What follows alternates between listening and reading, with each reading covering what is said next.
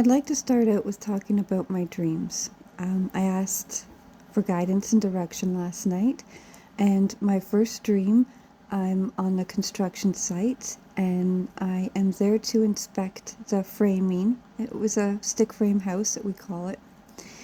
And I'm going in there and I'm hanging off rafters and everything looks good, everything looks solid. And it's a pass on the inspection. The next dream, I am taken to a different world, or at least it feels like a different world. I'm not sure if you ever seen The Crow with Brandon Lee, but it's that kind of environment, dark and wet. And 4 demons came to me, and they had their names tattooed across their bodies. And I laughed because they were descriptive. It's just like it was describing them, except for the first one, which was Morningstar, which I thought was funny for a different reason. The second one was Capria or something like that. I had to look it up, and apparently it means he-goat, and it's also another word for the plant pussy willow, which I found interesting. And for the life of me, I can't remember the last 2. And I don't know why, because I repeated the words so many times that I thought for sure I would remember them when I woke up, but I only remembered the first 2 names for some reason. Now, my third dream, I only remembered the 3. I am on a snow-topped mountain. I love snow, I love winter. And I was having fun in the snow. I was tobogganing, I was tubing, and when I was done, I started climbing down the hill. And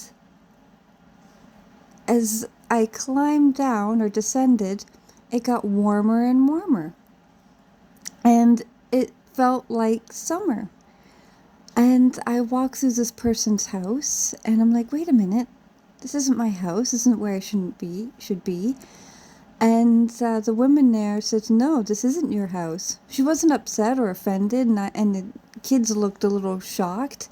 So I left, took my leave, apologizing, and I kept walking and stopping and looking and trying to gather my bearings, and I had no idea where I was. And I ended up walking through this park, and there's people swimming and in the rafters, and they're looking at me like, what the hell? Who are you? Why are you here? And it was just so strange. And that is how that dream ended. I interpret them as you will. Now, for the reading, I only brought with me my heavy metal deck. So, this is the back of them. And I haven't turned over the cards yet, so we're both looking at them for the very first time. This one here is the Fallen card, and it fell like this, so I kept it like that. So, the Fallen card, oh my god. I'm sorry, but it just immediately reminded me of the Lady of the Lake. And there's one person out there I know will understand that. So the fact that she's looking up at these 2 middle cards, we'll figure out why in a minute, but that she is on guard and has her Excalibur with her. Awesome. Alright. First card, which is normally in the past position when I do a 3-card read, but I'm doing a 4-card, well, and maybe more than that. So, the Knight of Pentacles. He is a slow moving presence, and the fact that he is looking back in the past and he's on a black steed. That was 4044 when I said black steed. So that's of importance. You're fucking kidding me. The 5 of Cups. Now, I forgot to mention a question I asked, because the last time I checked the comments on my YouTube channel last night, the numbers were 654, and I've been seeing descending numbers like that for months. So I asked, what is with the descending numbers? That was the direction of the reading that they were sending me to. So, 5 of Cups, that's 5 is usually indicates change. 3 things you're leaving behind, 2 you're taking with you, right? But the 2 is at his back, and he's looking at what he's lost, just like the Knight here is. They're looking back. Both are looking back, and both are in the past position heading to the present position. Now this is the present position heading to the future position. Oh, now this is fantastic. Look at that. Isn't that divine? I love the number 3 because it's like, it's set in stone. It's divine intervention. It's, you know, and these 3 women, I'm actually wearing red right now, so I think that's pretty funny that we're almost in the same position, except my hand isn't held high, it's just held out. But gold to the right and innocence to the left. But it's very fruitful in her hand to the right. So this is a good gathering. This is a good group here.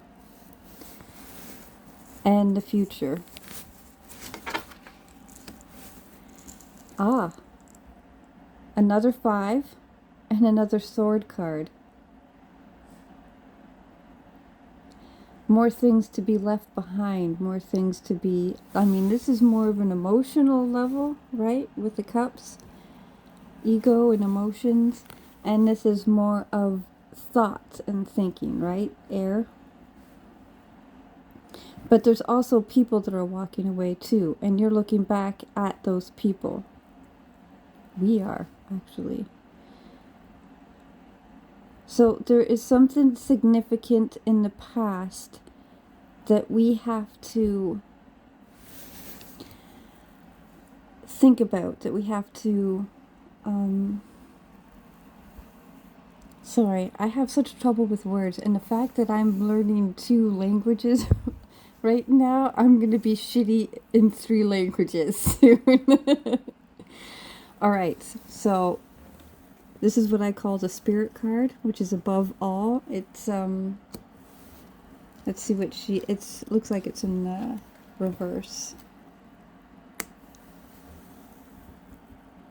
6 of Cups. That has to do with our past as well. How interesting. All the cups are full though, and you see how it's a 5-pointed star? I mean, you think they would put a 6-pointed flower in it. And look at the X. X marks the spot. The little girl's looking up with her little mittens on. And the boy is sniffing the flowers and ready to pass on what is inside the cup. But there's more. There is so much more behind him that is above the X.